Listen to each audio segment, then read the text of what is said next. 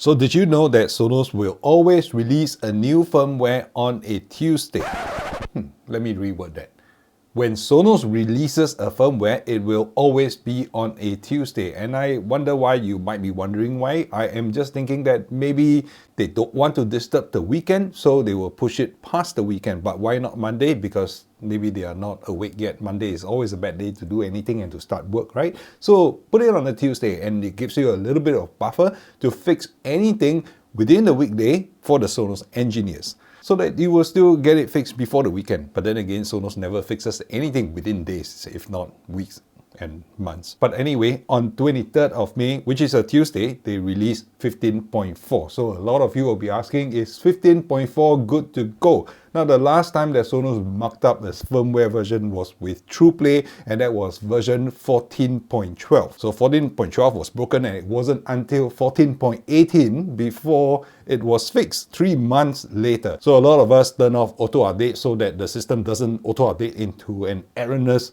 firmware version. And some of you might be asking, hey Peter, is it good to update to 15.4? So the short answer to that question is yes, it is good to update. So for those of you who are not used to my videos, I give you the upfront summary so you don't have to stay for the rest of the video, and there you go, you have the answer. But if you have a little bit more time, stay on and I'll discuss a little bit more about 15.4 and what features it brings or takes away. So a very quick one, Sonos will always state bug fixes and performance enhancement. So what bug was fixed and what performance was enhanced, we don't actually know. But in this particular version, they have brought Amazon Alexa to a couple more regions, although those regions will be using the international version of Alexa, which limits the functionality somewhat. Now, I don't personally use Amazon Alexa, so I wouldn't know what is introduced and what is lacking in that. So for those of you who are using, do share in the comment section down below. Now, instead of an updated feature or a new feature set, this 15.4 actually takes away one feature. Now, for Android users,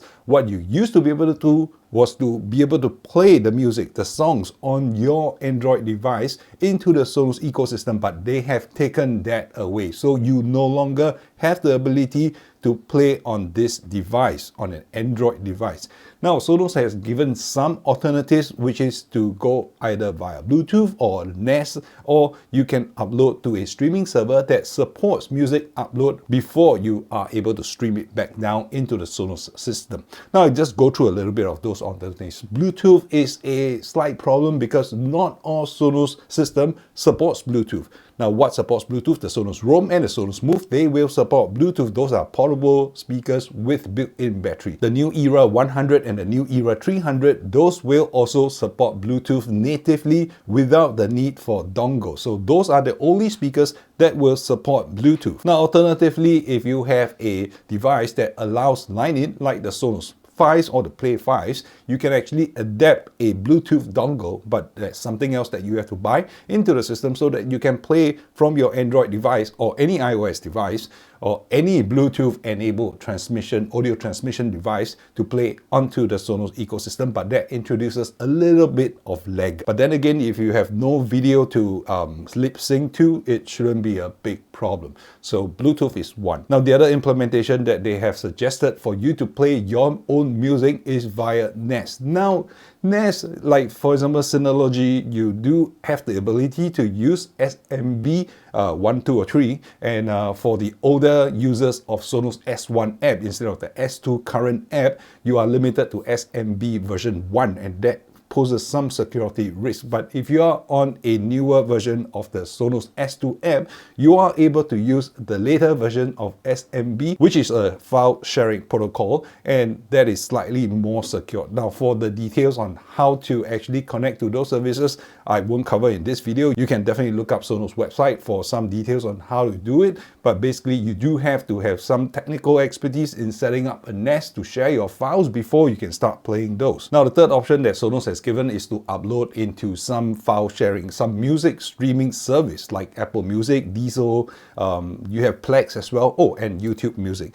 So I'm not familiar with Diesel and not familiar with Plex. I don't really use those, but Apple Music, it does allow you to drag your music files into Apple Music, sync it up, and then you can use Apple Music on your Sonos S2 app to actually pull those files down and play it via your Sonos ecosystem. And alternatively, YouTube Music is another easy way to do it. Just upload your files like you upload a video and you use YouTube Music to actually start playing those. It is like streaming your own files over from YouTube back to your system, which is not as clean as streaming from your own local network or from your device itself. Now, why would Sonos take away such a feature?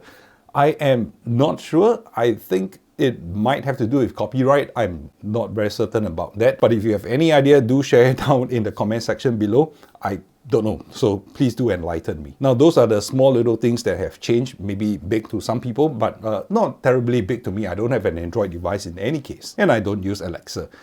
The more important thing is, did the sound change? Now, very important, because 14.12 actually mucked up the sound to the extent that some people were finding that the subwoofers that were linked to their system was basically non-existent. So if you have a subwoofer that is paired to your Arc or your Sonos Beam, you might actually feel that turning on TruePlay would have wiped out the bass response. But that was 14.12, right? But it left a very bad taste and it lingered for a very long time. It wasn't until 14.18, 3 months later, before Sonos released the fix for that. So we are all very wary, and I would recommend that you turn off auto update, and this is how you do it. Go into the settings screen and then turn off auto update for your Sonos system. Now, if you have already turned that off, and when you go into Sonos, it prompts you that there's an update, you can update it. Now, the problem is if you don't update, you might not be able to do TruePlay. So you are kind of forced to update in any case. But let me share with you what my findings are for 15.4 when it comes to the sound profile. Now, the first thing I'll do is I'll bring up the rate curve. Now, this rate curve is based on my best settings